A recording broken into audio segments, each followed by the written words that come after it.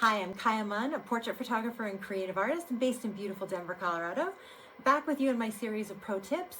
Today is one of my favorites. I hope you love this. Some of you might already be doing it. If not, I hope you change that today. Pro tip, create a beautiful, wonderful, creative, to the point client shot list for every portrait photography photo shoot that you do. We do it for fashion, we do it for commercial photography.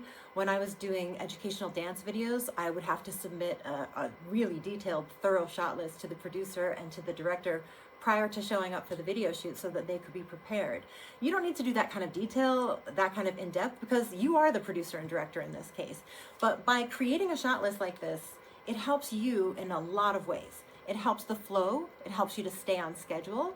If you think of this shot list like a cake, like a recipe, this is the base. This is what you want to bake. This is what makes it rise. It makes it amazing and delicious. And then everything that happens during the photo shoot is the frosting, right? It's the decorations. So it's that beautiful energy exchange that you have with your client. It allows you the freedom to throw filters on your cameras, to try different things that you might not have done already. So if you create a shot list ahead of time, which should be based on your consultation, right? It should be based on really detailed communication with your client before they ever arrive. In my case, and if you want to hear about a consultation, I'll do a video on that as well. But I do a 20 to 30 minute, really detailed consultation with my client, with each client, where I ask a bunch of questions. Some are the same for all my clients, and then I have different ones for different needs, for what people are looking for.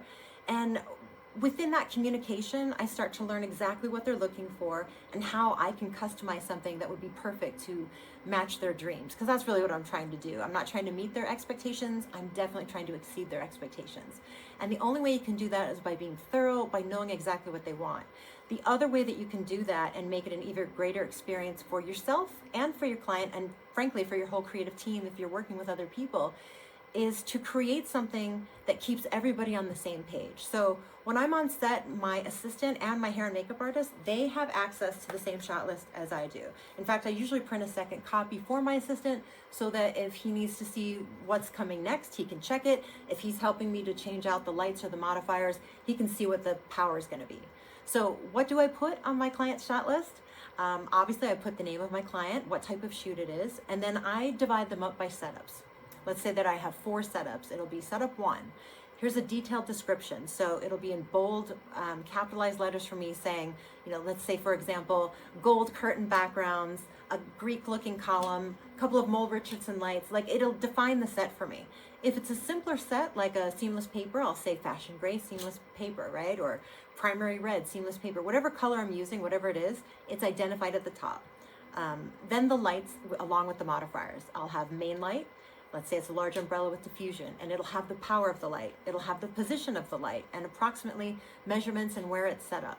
I'll do the same with any fill lights, any rim, hair lights, background lights, additional lights, and I define what they are, where they are, and what their purpose is.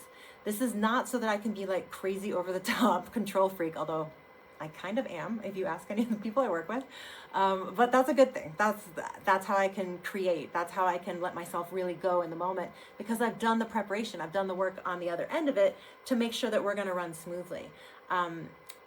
I would also encourage you to keep these notes and add them to a compiled document. That's what I've done, so that I have my own lighting recipes. I did this from the very beginning when I started shooting, even with food photography, which is what I was shooting before portrait photography.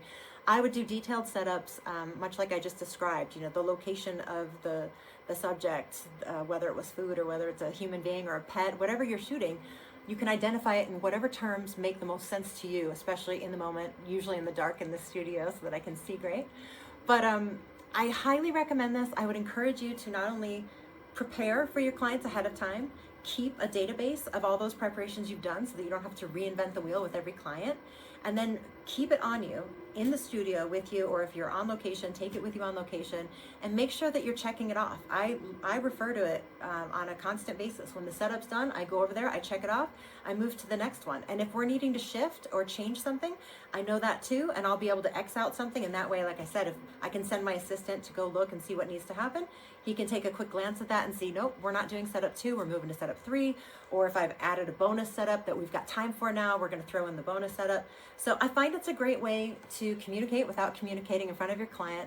It's a wonderful way to be efficient with moving your lights. If you're like me, some of my setups are one light, some are 5 lights, and everywhere in between. I like to go all out, so my clients get a really amazing experience. And with that, there needs to be some organization, so we're not just constantly flailing and looking around at 4 or 5 different lights going, which one is this? Is this like the 5-foot octa, or is this the strip box? You know, you want to know where you're going. And it's not that I don't know my setups, it's just that I add so much creativity to it that I like to change things up to keep it interesting for myself and to constantly be able to provide at least a slight variation for each client that comes in the door.